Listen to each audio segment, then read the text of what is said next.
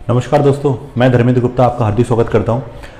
अभी तक हम लोगों ने परसेंटेज के अंदर बात कर ली है, कमी वृद्धि वाले क्वेश्चनों के बारे में बात कर ली है, वेन डायग्राम वाले क्वेश्चनों के बारे में बात कर ली है, और इसके अलावा हम लोगों ने बात की चुनाव वाले क्वेश्चन, परीक्षा वाले क्वेश्चन, आय व्यय के ऊपर क्वेश्चन के ऊपर बारे में हमने बात कर ली है। आज मैं बात करूँगा कुछ अलग से क्वेश्चन जो होते हैं परसेंटेज के बेस पर कैसे पूछे जाते हैं। जैसे जनसंख्या बेस पर कोई क्वेश्चन हो गया है, शेष वाले क्वेश्चन कि आपने कभी सुना होगा कि एक व्यक्ति अपनी आय का कितना परसेंट भाग, पहले कुछ परसेंट भाग खर्च करता है, फिर शेष का कुछ परसेंट भाग, तो शेष वाले क्वेश्चन होंगे इस टाइप के क्वेश्चन। या फिर ऐसे सुना होगा कि एक्स वाई का कितना प्रतिशत है, वाई एक्स का कितना परसेंट है। इस टाइप के क्वेश्चनों के बारे में हम आज चर्चा करेंगे। तो अभी तक हम लोगों ने जो पढ़ा, जो इंपॉर्टेंट पार्ट था, अब जो हम आज पढ़ेंगे वो भी इंपॉर्टेंट पार्ट है, बट उसको भी हम सीखेंगे क्योंकि वो सब करने का जो तरीका रहेगा जो हमने अभी तक सीखा उसी तरीके से, यानी 100 के अकॉर्डिंग ही बात करेंगे हम लोग। क्योंकि 100 के आपको अभी तक पता चल चुका होगा कि 100 के अकॉर्डिंग करने से फायदा क्या मिलता है, कि 100 के अकॉर्डिंग करने से क्वेश्चन क्या हो जाता है, क्वेश्चन करना आसान हो जाता है। यानी क्वेश्चन को रटने की जरूरत नहीं है, क्वेश्चन जैसे बोल रहा है वैसे स्टार्ट करें। हाँ, कभी कभी किसी क्वेश्चन में मैंने आपको कुछ एग्जांपल ऐसे भी दिए, कभी कभी किसी क्वेश्चन में हम 100 से नहीं कर सकते तो हम वहाँ क्या करेंगे, ऑप्शन को उठाएंगे, ऑप्शन से क्वेश्चन को हिट करेंगे और जो भी ऑप्शन सही होगा वो हमेशा क्या होगा, सेटिस्फाई करेगा। तो ये चीज़ वैसे इंपॉर्टेंट है कि समीकरण का जो सोल्यूशन होता है, यानी जैसे हम बात करें एक्स का जो मान होता है ऑप्शन में, वो समीकरण को हमेशा क्या करता है, संतुष्ट करता है। तो वही सेम चीज़ है कि अगर कभी कोई क्वेश्चन के अंदर आपको समीकरण बनाना पड़ रहा है, यानी जहाँ पर 100 वाला क्वेश्चन का 100 वाले सोल्यूशन का कोई अस्तित्व नहीं है, यानी कोई भी 100 वाला सोल्यूशन आप नहीं कर सकते, उस केस में आपको क्या करना पड़ेगा, उस केस में आप ऑप्शन पे जाइए और ऑप्शन से उस क्वेश्चन का आंसर निकालिए। ठीक है, तो मैं क्वेश्चन से स्टार्ट करता हूँ आज के पहले एग्जाम्पल से कि कैसे होगा क्वेश्चन और कैसे आप उस क्वेश्चन को करेंगे। ठीक है, देखते हैं। तो पहले एग्जाम्पल की बात करते हैं, किस टाइप का क्वेश्चन है और कैसे हम उसका सॉल्यूशन करेंगे। देखिएगा, एक आदमी अपनी आय का 5% यात्रा पर खर्च करता है, यानी जो भी उसकी आय होगी उसका 5% उसने क्या किया होगा, यात्रा पे खर्च कर दिया होगा। शेष आय का, यानी जो भी बची, यानी 5% खर्च करने तो 95% बची होगी। शेष आय का 20% भोजन पे खर्च करता है, यानी जो भी बचा उसका अपन ने 20% किस पे खर्च कर दिया, भोजन पे खर्च कर दिया। अब क्या होता है, फिर 120 रुपये दान देता है, यानी खर्च करने के बाद जो बचा होगा उसमें से 120 रुपये उसने कम कर दिए। अब उसके पास 1400 रुपये शेष रहते हैं, यानी इन सबको खर्च करने के बाद उसके पास कितने रुपए शेष रहते हैं, 1400 रुपये शेष रहते हैं। तो क्वेश्चन पूछ रहा है उसकी आय ज्ञात करें। अब मैं छोटा सा पॉइंट पहले समझूंगा, उसको देखेंगे। यात्रा पे खर्च कर दिया 5%, अब बचेगा कितना, 95%। अब उसके बाद क्या होता है कि शेष आय का 20% भोजन पे खर्च करता है, यानी जो भी बचा होगा, यानी जो 95% बचा होगा उसके बाद जो 20% होगा वो उसने कहाँ खर्च किया होगा, भोजन पे खर्च किया होगा। अब 95 का 20% खर्च करने के बाद, यानी या चाहो तो 95 का 20% निकाल लो, एक चीज तो ये हो गई। दूसरी तरीका है कि 95 का 20% निकालने के बाद कम करेंगे तो 20% अपने आप में 100% की तरह काम करेगा, तो कितना परसेंट रह जाएगा, 80%। वैल्यू वही निकल के आएगी, बट हम सोल्यूशन निकाल के टाइम वेस्ट नहीं करेंगे, हम एक साथ काम करेंगे। अब उसने उसमें से कितने रुपए दान दे दिए, 120 रुपये दान दे दिए, जो बचा उसके बाद क्या किया, उसके पास 1400 रुपये शेष रह गए। ठीक है, अब जैसे मैं जनरली बात करूं, मान लो मेरी इनकम एक्स है, मैं ये वो समीकरण वाला एक्स नहीं बना रहा, मैं केवल क्वेश्चन को शॉर्टकट से ही करेंगे, हम लोग फास्ट करेंगे। लेकिन सबसे पहले उसने 5% खर्च कर दिया। अब 5% अगर आप खर्च करते हो, 5% खर्च करते हो तो बताओ कितना परसेंट बचेगा, यानी ये हो गया हमारे पास यात्रा से खर्च करने के बाद जो बचा, शेष बचा x इंटू 95/100, ये हमारे पास शेष आय रह गई। अब इसका कितना परसेंट भाग, 20% भाग भोजन पे खर्च कर दिया। एक एक स्टेप से चल रहा हूं मैं। अगर मैं इसका 20% भाग खर्च करता हूं तो उसका कितना परसेंट भाग रह जाएगा, 80% भाग रह जाएगा। तो 80% यानी 80/100। अब क्या होता है, इन सबको बेसिक करने, इन सब खर्च करने के बाद जो बचा ये बचेगा। अब बचने के बाद उसमें से 120 रुपये खर्च कर दिए, ये लो 120 रुपये और खर्च कर दिए। अब इन सब के खर्चे के बाद, खर्च करने के बाद जो इनकम में से जो पैसा बचेगा वो किसके बराबर होगा, हमारे 1400 रुपये के बराबर होगा। तो ये हमारे 1400 के बराबर हो गया, ये लीजिए। तो अब क्या करूं, सबसे पहला चीज है ये 120 जो है वो हमने लास्ट में था, जोड़ा था, मतलब लास्ट में घटाया था, उसको हम क्या कर देंगे, जोड़ देंगे। तो x इंटू 95/100, अभी काट नहीं रहा, सॉल्व नहीं कर रहा, 80/100, और ये उधर जाके जुड़ जाएगा तो कितना हो जाएगा, 1520। ठीक है, सारी वैल्यू पलट दूं तो x बराबर 1520 गुणा 100 पर, 2 बार 100 ऊपर आ गया, डिवाइड बाय 95 गुणा 80। ठीक है, अब हम इतनी प्रैक्टिस कर चुके होंगे कि ये काटना हमारे लिए बहुत आसान हो जाएगा। जैसे 19 20 से काट दिया 4 बार। ठीक है, अब 19 के पारे में आता है क्या, 19, हाँ भाई आता है 8 बार, 4 से कट गया 20 बार, तो 20 इंटू 100 कितना हो गया, 2000। तो इस तरह से जो व्यक्ति की आय निकल के आई वो कितनी निकल के आई, 2000। तो हमने ये समीकरण नहीं है हमारे लिए, ये हमने स्टेप्स लिखी है जो क्वेश्चन के अकॉर्डिंग बात करना चाह रहा है कि हमने ऐसे ऐसे खर्च किया, उसके बाद इस तरह से हमने वैल्यू को क्या किया, बचा लिया। तो यहाँ पर कहीं भी आपको रटना नहीं है, चीज़ों को समझना था, बहुत ईजिली कर सकते हैं, इसकी प्रैक्टिस करें, आंसर निकल के आता है। ठीक है, तो शेष वाले क्वेश्चन को इस तरह से ही करें कि जितना परसेंट निकाल दिया उसको माइनस कर दे, और वो परसेंट हमेशा किस में से माइनस होगा, 100% के अकॉर्डिंग माइनस होगा।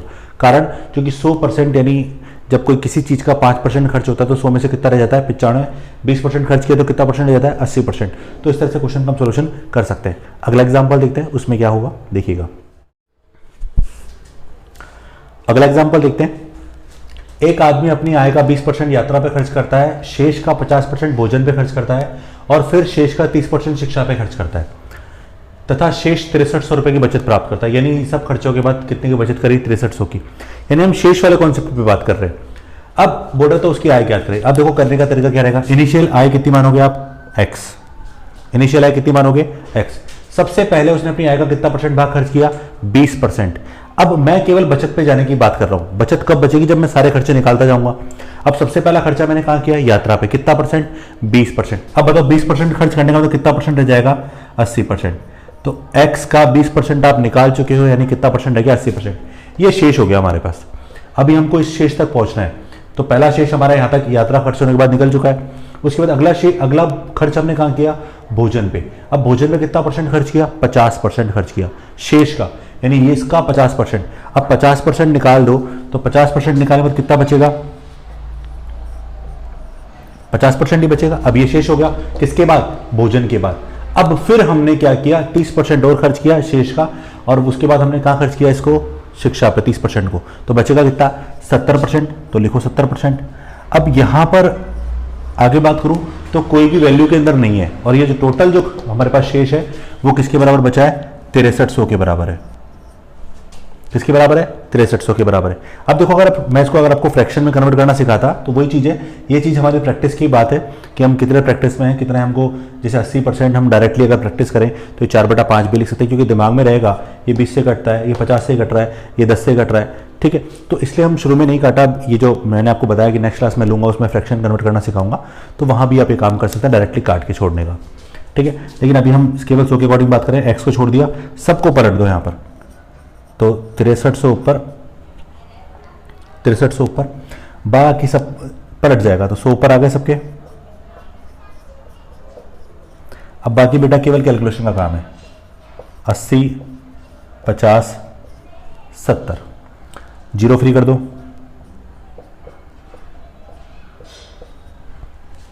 9 बार। ठीक है, 5, 4, 5 से कटा 20, 5। ठीक है, बाकी आप चाहो तो 5 से 5 भी काट सकते थे, वो एक ही बात है। तो 25 नाम 225। तो इस तरह से उस आदमी की इनकम कितनी आ गई, 22,500 रुपये। अब किसी भी तरीके से करें सोल्यूशन आंसर तो वही आएगा, 22,500। वो मैंने इसको नहीं काटा, उससे काट दिया। ठीक है, अगला एग्जाम्पल है हमारा। किसी शहर की जनसंख्या 27,900 है, उसमें से 5/9 पुरुष हैं, यानी 27,900 का 5/9 पुरुष हैं, बाकी महिलाएं यानी शेष महिलाएं हैं। यानी 5/9 अगर पुरुष है तो 9 में से 5 पुरुष है, तो शेष हो गई 4/9 महिलाएं होगी हमारी। 50% पुरुष विवाहित है, यानी जितने भी पुरुष है उसमें से कितने परसेंट पुरुष विवाहित हैं, 50% पुरुष विवाहित है। ठीक है, पहला क्वेश्चन क्या है, विवाहित जनसंख्या का परसेंट ज्ञात करो। विवाहित जनसंख्या का प्रतिशत टोटल के हिसाब से परसेंटेज पूछ रहा है कि कितने परसेंट लोग विवाहित हैं। दूसरा क्वेश्चन है कि विवाहित महिलाओं का परसेंट क्या है। दूसरा क्वेश्चन है कि विवाहित महिलाओं का प्रतिशत क्या है। तो पहले समझते हैं। देखो एक छोटी सी बात, आप यहाँ पर दो तरह से काम चला सकते हैं। एक तरीका तो है कि ये जो वैल्यू आपके पास है, इस वैल्यू को लोग टोटल के हिसाब से कंसिडर करो। कभी कभार होता है इस क्वेश्चन में आपको ये भी ना दे, किसी शहर की जनसंख्या 27,900 है, कुछ ना दे, केवल ये बोले किसी शहर की जनसंख्या में 5/9 पुरुष है, शेष महिलाएं हैं, ये भी बोल सकता है। तो सबसे पहले अगर हम बात करें हमारी जो टोटल जनसंख्या 5/9, इसके अकॉर्डिंग अगर हम बात करें तो आप इसको फ्रैक्शन के अकॉर्डिंग ही करें। जरूरी नहीं आपको परसेंटेज में 100 के हिसाब से या 900 के हिसाब से कन्वर्ट करने की। 900 से करोगे तब भी आंसर वही आएगा, 9 से करोगे तब भी आंसर वही आएगा, और 27,900 से करोगे तब भी आंसर वही आएगा, क्योंकि सबका स्टार्टिंग ही तो नंबर डिफरेंट है। परसेंटेज में तो हर काम 100 के हिसाब से होना है। अब इसका मतलब यह है कि अगर मैं बोलता हूं टोटल 5/9, तो ऐसे जब भी फ्रैक्शन की फॉर्म में हो ना, तो आप क्या करो, नीचे वाले को टोटल मान लो। तो इसका मतलब यह है कि टोटल पॉपुलेशन कितनी है, टोटल हमारे पास 9 है। और किसकी बात कर रहा है, उसमें से 5/9 पुरुष है, यानी पुरुष की बात कर रहा है। तो ऊपर वाले क्या होना हमारे पास, पुरुष। तो इसका मतलब ये हो गया कि 9 में से 5 हमारे पास क्या है, पुरुष। तो लो मैं इसको डिवाइड कर रहा हूं, तो 9 में 5 हमारे पुरुष हो गए और 4 हमारी क्या हो गई, महिलाएं। ठीक है, ये पुरुष हो गए और इसकी बात करें, ये क्या हो गए हमारे पास, महिलाएं। अब क्या कह रहा है कि 50% पुरुष विवाहित है। अब 50%, अगर 5 का 50% निकालूंगा तो 2.5 आएगा। अब विवाहित की बात कर रहा हूं, अब 5 का 50%। अब देखो अगर यहां पर 90 मानता तो वहां 50 और 40 हो जाता, चीज वही निकल के आएगी। पहले इसको 5 के हिसाब से करते हैं। तो 5 का 50% विवाहित हो गए, यानी 2.5 आदमी। अब 2.5 का मतलब वो 2.5 नहीं है, 2.5 का मतलब 2.5 9 के हिसाब से 2.5 है। ठीक है, तो 2.5 क्या है यहाँ पर, विवाहित पुरुष है। अब बेचारे अकेले तो विवाहित होंगे नहीं, महिलाएं भी साथ में होंगी, तो मिलकर विवाहित होंगे। तो इसका मतलब कितनी महिलाएं विवाहित निकल के आई यहाँ पर, तो विवाहित महिलाएं हो गई हमारी वो भी 2.5, पुरुष अकेले तो होंगे नहीं। अब अविवाहित पुरुष कितने हो गए, अविवाहित भी 2.5 हो गए। अविवाहित महिलाएं अगर पूछूं तो वो हो गए हमारे पास 4 में से 2.5 विवाहित हैं, तो 1.5 क्या हो गई, अविवाहित। अब आपको क्या करना है, जैसे इंपॉर्टेंट बात यह है कि अगर यहाँ पर 9 माना तो यहाँ पर 2.5 2.5 2.5 2.5 1.5 इस तरह से नंबर आ रहा है। अगर आप 90 मानते तो 50 और 40 हो जाता, 50-40 का मतलब है ये 25 हो जाता, ये 25 हो जाता, ये 25 और ये 15 हो जाता। अगर आप 900 मानते तो 500-400 हो जाता, ये 250 250 250 और 150 हो जाता। तो इस तरह से हम वैल्यू डिवाइड कर सकते हैं। तो आप इसके अकॉर्डिंग भी कर सकते हैं, वैसे भी कर सकते हैं। कंफ्यूज मत होना पॉइंट को देखकर कि पुरुष 2.5 कैसे सकते हैं, पुरुष 2.5 नहीं है, पुरुष 2.5 यानी किसके हिसाब से, 9 के हिसाब से। पर टोटल पॉपुलेशन तो कितनी है, 27,900 है ना। तो हम 9 को कंपेयर कर सकते हैं 27,900 से।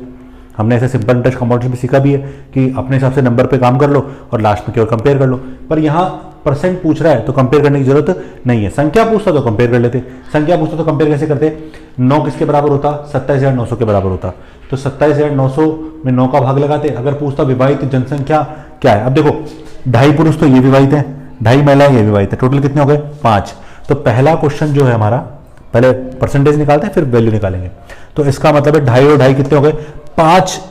9 में से 5 लोग ऐसे हैं जो विवाहित है। तो विवाहित परसेंट अगर मैं निकालूंगा, ठीक है, अब अगर मैं विवाहित प्रतिशत निकालूंगा तो इसका मतलब हो गया 5, टोटल कितना है 9। 9 में से 5 कौन है विवाहित, 2.5 रे गुणा 100। ठीक है, अब ये हो गया 500/9, 55 से ही 5/9%।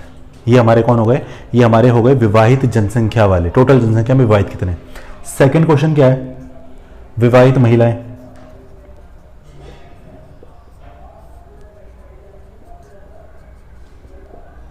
कौन, विवाहित महिलाएं। अब 9 में से कितनी महिलाएं विवाहित है, 9 में से केवल 2.5 महिलाएं विवाहित है। तो अगर हम निकालें तो 2.5 / 9 गुणा 100। ठीक है, तो ये हो गया हमारे पास 250/9, डिवाइड कर दो, 9 दूनी 18, 70, 9 7 63, 7/9%।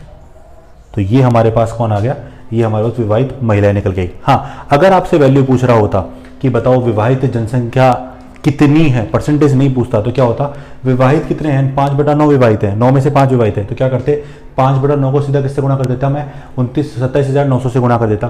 तो अगर विवाहित की संख्या पूछ रहा होता तो 27,900 को 5/9 से गुणा कर दिया, 9 से कट गया,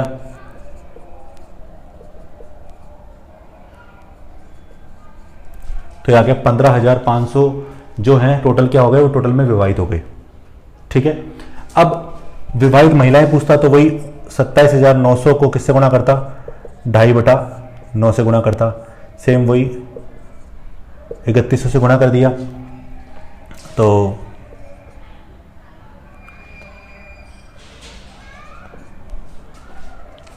7750 महिलाएं क्या होती, विवाहित होती। तो इस तरह से हमने इस क्वेश्चन का आंसर निकाल लिया। तो आप फ्रैक्शन से भी आंसर निकाल सकते हैं, इसलिए मैंने आपको बोला कि हम फ्रैक्शन करना भी सीखेंगे, क्योंकि फ्रैक्शन कई बार देता है भिन्न, आपको देता है भिन्न से आंसर निकालने के लिए बोलता है, तो हम वैसे भी क्वेश्चन का सोल्यूशन कर सकते हैं। अगला एग्जाम्पल देखते हैं क्या है हमारा। अगला एग्जाम्पल देखते हैं, किसी शहर की जनसंख्या 3 वर्षों में क्रमशः 10%, 10% और 15% की दर से बढ़ती है तथा 3 वर्षों बाद ये जनसंख्या कुल कितने परसेंट बढ़ेगी। तो क्वेश्चन ये पूछ रहा है कि 3 वर्षों बाद ये जनसंख्या कुल कितने परसेंट बढ़ेगी। अब इंपॉर्टेंट चीज ये है कि यहां पर 3 वर्षों में जो चेंजेस दे रखे हैं उसको पूछा है तीनों का टोटल जो चेंज होगा वो कितना होगा। अब एक बात आप मुझे बताएं, ऐसा क्वेश्चन वैसे हम लोगों ने किया जहां पर हम लोगों ने कमी वृद्धि वाले क्वेश्चनों की थी बात, वहां पर और यहां पर देखो केवल हम यहाँ जनसंख्या लिखकर क्वेश्चन को बोलने का तरीका बदल रहे हैं, बाकी करने का तरीका सेम वही है। जैसे मान लो 3 वर्ष पहले तो 100 थी, पहले वर्ष में 10 बढ़ी तो कितनी हो जाएगी 110, बढ़ रही है इसलिए 110। अगर घटती तो कितना लिखता मैं 90%, अगले वर्ष फिर 10% बढ़ेगी तो 110, और उसके अगले वर्ष 15 बढ़ेगी तो 115। अब टोटल 3 वर्षों बाद कितनी हो जाएगी, यहाँ पे जो वैल्यू निकल के आएगी वो किसके अकॉर्डिंग निकल के आएगी 100 के अकॉर्डिंग। पहले चेक करते हैं एक बार, तो जितनी जीरो कट रही है उतनी काट लो, 4 जीरो कट गई। अब मल्टीप्लाई कर लेते हैं इसको, तो 11 5 6 1,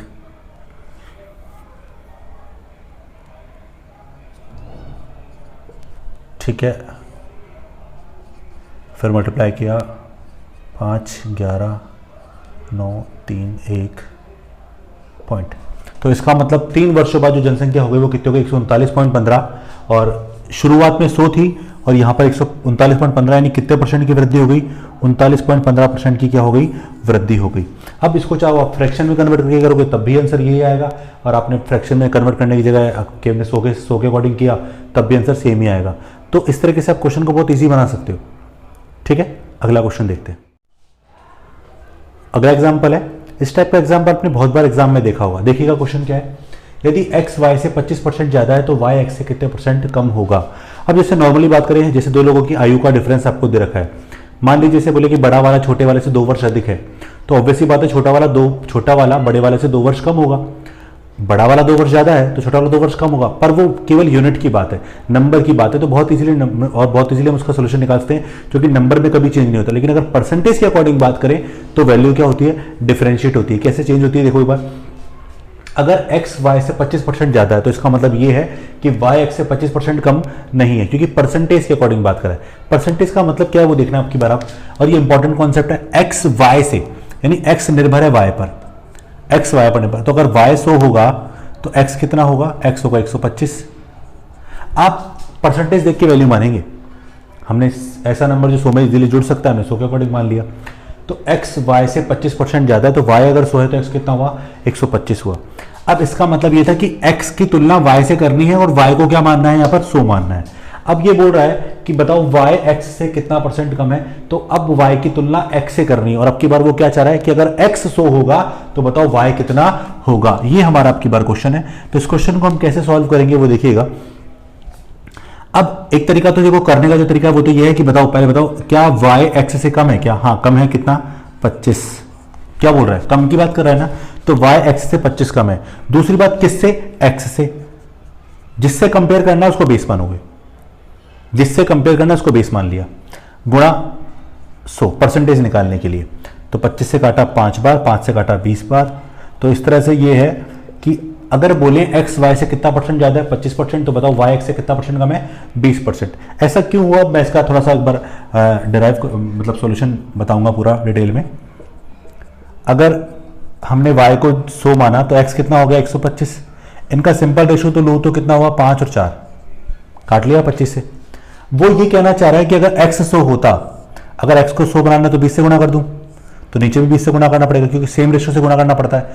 तो ये 100 हुआ तो ये कितना हुआ 80। अब देखो जरा, अब ये कह रहा है कि x की तुलना y से करी, जब y 100 था तो वो 25 ज्यादा था। अब y की तुलना x से करनी है और इस तरह से तुलना करनी कि x क्या हो जाए यहाँ पर 100, तो ये 100 होगा तो 80 को तो कम कितना हो गया 20। तो इस तरह से हम इस क्वेश्चन का आंसर निकाल सकते हैं। बताओ y x से कितना परसेंट कम हुआ 20%, और यही हमारा क्या है आंसर है। ठीक है, तो इस तरह से आपको कंपेयर करना है। तो यहां याद रखें जिससे तुलना करनी है वो हमेशा क्या होगा, नीचे रहेगा। अगला एग्जांपल देखते हैं। अगला एग्जांपल, यदि ए की आय बी की आय से 20% अधिक है, अब क्वेश्चन तो पहले जैसा ही है पर आय के ऊपर बोल दिया। ए की आय बी की आय से 20% अधिक है तो बी की आय ए की आय से कितने परसेंट कम होगी। सेम, तो ए किस पर निर्भर है, 20 पर। तो सबसे पहले अपन एक काम करते हैं, बी को मानते हैं 100, तो ए 20% ज्यादा तो कितना हो गया 120। अब बोल रहा है तो बताओ बी ए से कितना परसेंट कम, ए की आय बी से कितना परसेंट कम होगी। तो क्या बताओ, बी की आय ए से कम है क्या, हाँ कम है, कितने 20 कम है। तो 20 किससे, ए से। वैसे कई लोग रटते हैं तो हाँ से लगाओ, जिसके बाद से या को लगाओ, मतलब जिससे तुलना करनी हो उसको हमेशा नीचे लिखते हैं, गुणा 100, ये 6 बार, ये 2 से काटा तो 50/3 यानी 16 से ही 2/3% इसका आंसर था। तो इसका मतलब क्या निकल के आया, इसका मतलब ये है कि अगर ए 100 होगा तो बी कितना कम होगा उससे, 16 से ही 2/3% कम होगा। अगला एग्जाम्पल थोड़ा सा मतलब इसी टाइप का एग्जाम्पल है पर थोड़ा सा बड़ा है, और उसमें हम एक साथ कितने तरह के क्वेश्चन सॉल्व करेंगे देखिएगा एक बार आप। अगला एग्जाम्पल देखते हैं किस टाइप का एग्जाम्पल है, और मैंने जो कहा कि थोड़ा सा अच्छा एग्जाम्पल है, देखते हैं क्या बोलना चाह रहा है। यदि दो संख्याएं तीसरी संख्या से क्रमशः 20% और 25% अधिक है, यदि दो संख्याएं तीसरी संख्या से क्रमशः 20% और 25% अधिक है, तो पहला क्वेश्चन क्या है। देखो 4 क्वेश्चन लिखे हैं इसके अंदर, देखते हैं पहला क्वेश्चन क्या है। पहली संख्या दूसरी का कितना परसेंट है, कम ज्यादा नहीं पूछ रहा, कितना परसेंट है। दूसरा, अब देखो वहां पर पूछ रहा है कितना परसेंट है, इसका मतलब कम ज्यादा कहीं ना कहीं तो होगी। तो पूछ लिया दूसरे क्वेश्चन में कि पहली संख्या दूसरी से कितना परसेंट कम है, इसका मतलब दूसरी ज्यादा है तो पहली कम होगी। तीसरा क्वेश्चन क्या है, दूसरी संख्या पहली संख्या का कितना परसेंट है। सेम, यानी देखो पहले क्वेश्चन में पहले का कंपैरिजन दूसरी से कर रहा है, और तीसरे में दूसरे कंपैरिजन किससे कर रहा है, पहली से कर रहा है। और चौथा क्या है, वही सेम दूसरे जैसा कि दूसरी संख्या पहले से कितना परसेंट अधिक है। वो वैसी बात है, कम है तो ये क्या होगी, अधिक होगी। तो पहले इस क्वेश्चन को डिजाइन करते हैं। दो संख्याएं, तो 3 संख्या मान लेते हैं, फर्स्ट, सेकंड और थर्ड। अब दो संख्याएं तीसरी से क्रमशः 20% और 25% अधिक है, तो तीसरी अगर 100 होगी तो पहली 20% ज्यादा यानी 120, और दूसरी 25% ज्यादा यानी 125। तीसरी की तुलना में पहले को 20% ज्यादा दे दी, 120 हो गया, और दूसरी 25% ज्यादा कितना हो गया, 125 हो गया। ठीक है यहां तक। अब पहला क्वेश्चन क्या है वो पढ़ो। पहला क्वेश्चन है कि पहली संख्या दूसरी का कितना परसेंट है। तो पहली कितनी है, 120, ज्यादा कम नहीं पूछ रहा। दूसरी का यदि दूसरी से कितना परसेंट है, तो जिससे कंपेयर करना है उसको क्या रखना है, नीचे रखना है। गुणा परसेंट निकालने के लिए किससे करते हैं, 100 से गुणा करते हैं। अब देखो इसको काट लो या पहले इसको काट लो, तो पहले इसको काट लेते हैं 5 से, तो 24 और 25 से काटा 4 बार, 24 चौक 96। इसका मतलब ये है कि अगर दूसरी से कंपेयर करना है, और दूसरी का मतलब अगर दूसरी 100 हो जाती तो पहले कितनी हो जाती, 96%। इसका मतलब यही है ना, अभी थोड़ी देर पहले समझाया था।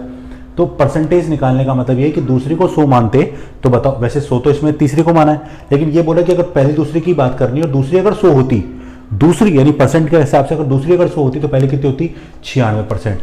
अब इसका मतलब परसेंट कम कितनी है, 4%। तो आंसर कितना आना चाहिए इसका, 4%। देखिए कैसे, बताओ। दूसरा क्वेश्चन क्या है, पहली संख्या दूसरी से कितने परसेंट कम है। क्या पहली दूसरी से कम है क्या, हाँ कम है, कितनी, 5। किससे कंपेयर करना है, दूसरी से, गुणा 100। अब 25 से काटा 4 बार, 5 बार, 5 से 5 कट गया, कितना परसेंट निकल के आया, 4% कम निकल के आया। ठीक है। तीसरा क्वेश्चन क्या है हमारा, दूसरी संख्या पहली का कितना परसेंट है। तो बताओ दूसरी कितनी, 120, पहली का 125, दूसरी कितनी 125, पहली कितनी 120। तो 125 120 का कितना परसेंट है, काटे 5 6, 20 से काट दिया तो 625/6, 104 से 1/6%। क्या मतलब है इसका, बताना जरा। तो इसका मतलब है कि अगर पहली 100 होगी तो दूसरी कितनी निकल के आएगी, 104 से 1/6, ज्यादा कितनी है, 4 से 1/6। ठीक है, करके देखते हैं चौथे क्वेश्चन में, शायद ये आंसर आए। तो चौथा क्वेश्चन क्या है, दूसरी संख्या पहले से कितना परसेंट अधिक है। दूसरी 125 से पहले कितनी, 120, क्या ज्यादा है कम है। तो दूसरी पहले से ज्यादा है, कितनी है, 5। किससे, पहली से, पहली 120 गुणा 100, 5 6 यानी 25/6 यानी 4 से 1/6। अब आप चाहो तो तीसरे से कंपेयर कर सकते हो, देखो आंसर वही आ रहा है, 4 से 1/6। तो इस टाइप से हम क्वेश्चन को क्या कर सकते हैं, इजी बना सकते हैं, फास्ट कर सकते हैं, रटने की नीड नहीं है। तो यहाँ देखो हमने पहले तो हम 2 को कंपेयर कर रहे थे, अब हमने 3 को कंपेयर कर लिया, तब भी कोई फर्क पड़ा क्या, नहीं, कोई फर्क नहीं पड़ रहा, बहुत इजीली काम हो रहा है। ठीक है, अगला क्वेश्चन की बात करते हैं, देखिएगा क्या है। अगला एग्जाम्पल देखते हैं क्या है हमारा। ए की आय बी की आय से 20% अधिक है, यानी ए की तुलना बी से करी तो बी के अकॉर्डिंग ए ज़्यादा होगा 20%। ठीक है, आगे बोल रहा है बी की आय सी की आय से 25% कम है, यानी अब बी निर्भर है किस पर, सी पर। तो बी की आय सी से 25% कम है, यानी सी की जो भी होगी बी की उससे 25% कम होगी। तो ए की आय, यानी अब क्वेश्चन पूछ रहा है तो पहले अपन एक बार क्वेश्चन को सेट करते हैं। तो यहाँ पर ए की तुलना बी से करें और बी की तुलना सी से करें, तो पहले सी से स्टार्ट करते हैं। तो सी अगर 100 होगा, सी की आय अगर 100 होगी तो बताओ बी कितना होगा उससे 25% कम। 25% कम का मतलब कितना हो गया, 75। कम लिखा हुआ है ना, हाँ कम लिखा हुआ है। ठीक है, अब जो ए है वो बी से 20% अधिक है, यानी 75 से 20% ज्यादा, यानी 120%। आप चाहो तो 20% निकाल कर जोड़ भी सकते हो, क्योंकि ज्यादा बोला है तो जोड़ना पड़ेगा। सॉल्व करते हैं इसको, 6 ये 5 15 तो हो गया 90। इसका मतलब यह है कि ए की आय 90 रुपए, बी की आय 75 रुपए, सी की आय 100 रुपए। अगर अनुपात पूछता तो अनुपात आप निकाल सकते हैं, जिसका अनुपात पूछे जिस ऑर्डर में पूछे उस ऑर्डर में आप आंसर निकाल सकते हैं। बट हमारा पहला क्वेश्चन क्या है कि ए की आय सी की आय का कितना परसेंट है। तो ए की आय कितनी है 90, सी की आय कितनी है 100, तो 90 100 का कितना परसेंट है, तो हमने बहुत इजीली सॉल्व कर लिया। कितना परसेंट हुआ, 90%। दूसरा क्या है, ए की आय सी की आय से कितना परसेंट ज़्यादा कम है, तो बताओ ए की आय सी से ज़्यादा है कम है, कम है कितना 10, किससे, सी से।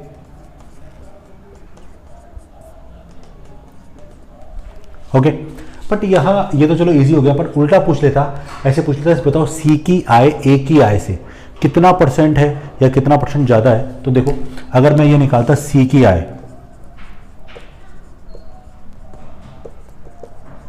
ए की आय का कितना परसेंट है, तो कैसे निकालता बताओ। सी की आय कितनी है 100, ए की आय कितनी है 90 का कितना परसेंट गुणा 100। तो इस तरह से हम इसका आंसर निकालते। ये कट गया इससे इसको, तो 1000/9 आ गया। तो 1000/9 में 1000 में 9 का भाग लगा दो, 111 से 1/9%। और अगर आपसे मान लीजिए अगर आपसे पूछता कि ये बताओ, जैसे दूसरा क्वेश्चन था इसका उल्टा पूछ रहा था कि सी की आय ए की आय से कितना परसेंट ज़्यादा है, तो बताओ सी की आय ज़्यादा है कि ए से, हाँ ज़्यादा है। तो अगर मैं चौथा क्वेश्चन बनाना चाहूँ तो 10 ज़्यादा है सी की आय ए की आय से। ए की आय 90 से गुणा 100 तो 11 से 1/9%। और चाहो तो पिछले आंसर से इसको वेरीफाई कर सकते हो। पिछला वाला आंसर कितना आ रहा है 111 से 1/9 और 100 से कितना ज़्यादा है 11 से 1/9। तो इस तरह से हमने इस क्वेश्चन का सॉल्यूशन निकाल लिया और ये हमारे लिए बहुत ईजी भी हो गया। ठीक है, अगला एग्जाम्पल देखते हैं किस टाइप का एग्जाम्पल होगा। अगला एग्जाम्पल देखते हैं। तो अगला एग्जाम्पल हमारा भिन्न के ऊपर है, फ्रैक्शन के ऊपर है कि भिन्न ही दी जाएगी, वो फ्रैक्शन नहीं जो परसेंटेज से बनाते हैं। एक भिन्न के ऊपर ही बात कर रहे हैं हम लोग कि यदि एक भिन्न का अंश 200% तथा हर 350% बढ़ा दिया जाए। दोनों को बढ़ाना है, अंश को बढ़ाना है, हर को बढ़ाना है। अब अंश और हर दोनों अलग वैल्यू होंगी। अगर सेम वैल्यू होती तो भिन्न का मान 1 होता। तो हम लोग क्या करते हैं, काम करते हैं कि अंश और हर दोनों को मानेंगे अभी, है ना। तो क्या बोल रहा है, भिन्न 5/12 हो जाती है, यानी जो भिन्न बन के आएगी वो कितनी होगी 5/12 हो जाती है। तो बताओ वास्तविक भिन्न ज्ञात करें। तो जैसे मान लो हमने भिन्न मान ली x/y, ये हमने भिन्न मानी। अब भिन्न का जो अंश है वो कितना परसेंट है 200% बढ़ाना है। अब कोई चीज़ अगर 200% बढ़ती है तो बताओ जरा 200% बढ़ने के बाद कितना परसेंट हो जाएगा। तो 200% बढ़ने के बाद 300% हो जाएगा। तो x का 300% हो गया। ठीक है, हर को कितना परसेंट बढ़ाना है 350। अब 350 बढ़ाने के बाद कितना हो जाएगा वो 450, क्योंकि 100% तो अपने आप में होगा। तो y का 450। अब अगर ये कम होता तो हम क्या करते, माइनस करते, लेकिन 350% तो माइनस हो नहीं सकता। पर भिन्न कितनी हो गई 5/12। कम जब भी करेगा परसेंट हमेशा 100 से ज़्यादा कम रहेगा, और जब बढ़ाएगा तो परसेंट 100 से ऊपर कुछ भी हो सकता है। ठीक है, 100 के नीचे भी हो सकता है पर 100 से ऊपर भी हो सकता है। लेकिन जब कम करेगा तो कभी 100 से कम नहीं, 100 से ज़्यादा कम नहीं कर सकता वो। ठीक है, 100 कट गया, 15×2 = 20, 15×3 = 45। x/y निकालना है आपको 5/12। अभी वैल्यू जो पलटेगी तो 3 ऊपर जाएगा और 2 नीचे आएगा, कट गया ये। तो इस तरह से वास्तविक जो भिन्न थी वो कितनी थी 5/8। तो इस तरह से भिन्न वाले क्वेश्चन भी हम सॉल्व कर सकते हैं। एक एग्जांपल देखिए जिसमें हम कम करने की बात करेंगे, वो भी देखना एक बार आप। अगला एग्जांपल देखते हैं। यदि किसी भिन्न का अंश 10% बढ़ा दिया जाता है तथा इसका हर 25% कम कर दिया जाता है, तो भिन्न 4/9 हो जाती है, तो वास्तविक भिन्न ज्ञात करें। तो सेम उसी टाइप का क्वेश्चन। तो सबसे पहले भिन्न कितनी मान लें हम लोग, x/y, ये ओरिजिनल भिन्न वास्तविक भिन्न माननी है। अब इसके अंश को अपन ने 10% बढ़ाया, तो 10% बढ़ाने का मतलब 110%, और इसके हर को अपन ने 25% कम किया, 25% का मतलब 75% कर दिया, तो भिन्न किसके बराबर हो गई, 4/9 के बराबर। ऐसे कर लो सॉल्व इसको। अब 100 से 100 कट गया, x/y 4/9, वैल्यू को पलट दूं, 75/110, ये होगा। काट लेते हैं, कट जाए तो 3 से काटा 3 बार, और 3 से काटा 25 बार, 5 से काटा 5 बार, और 5 से काटा 22 बार, 2 बार 11 बार, तो 10/33। यानी इसका मतलब जो ओरिजिनल भिन्न थी वो किसके बराबर थी, 10/33 के बराबर। क्लियर है। तो आप क्वेश्चनों को वही 100 के अकॉर्डिंग मान के करेंगे तो क्वेश्चन में कहीं कोई दिक्कत नहीं आएगी। तो केवल प्रैक्टिस वाली बात है, प्रैक्टिस करते रहें। और ये बात मैं शुरू से आपको बोलता जा रहा हूँ कि प्रैक्टिस करते रहें, तो प्रैक्टिस करते रहेंगे तो क्वेश्चन अपने आप इजी होता रहेगा। ठीक है, तो आज की क्लास ओवर करते हैं, और नेक्स्ट वीडियो में हम बात करेंगे फ्रैक्शन और परसेंटेज को कन्वर्ट करने की, आपस में इंटरचेंज करने की, कि किस तरह से क्वेश्चन को इंटरचेंज किया जा सकता है। तो वो हमारे लिए एक इंपॉर्टेंट पार्ट होगा, वो जरूर देखिएगा आप लोग, वो जरूर पढ़िएगा। वैसे तो ये सब तरीके फ्रैक्शन से भी हो सकते हैं, बट फ्रैक्शन हर जगह यूज़ करने की जरूरत नहीं है कि फ्रैक्शन जहाँ यूज़ करो जहाँ परसेंटेज में आपको लग रहा है कि टाइम ज़्यादा वेस्ट होगा, वहाँ फ्रैक्शन यूज़ करो, क्योंकि 100 के अकॉर्डिंग कैलकुलेशन करना ज़्यादा आसान होता है एज़ कम्पेयर टू भिन्न जो फ्रैक्शन से हम करते हैं। तो फ्रैक्शन में हमें थोड़ा टाइम लग सकता है, क्योंकि वहाँ कोई नंबर मान लीजिए आपने कैलकुलेट किया और सॉल्व किया, तो वहाँ थोड़ा नंबर टिपिकल आ जाए, टाइम वेस्ट थोड़ा गुणा करने में, बट यहाँ ऐसा कुछ नहीं होगा, यहाँ बहुत ईजिली सोल्यूशन हो जाएगा। तो नेक्स्ट वीडियो में मिलते हैं हम लोग। ठीक है, तो आज की क्लास ओवर करता हूँ। Thank you so much.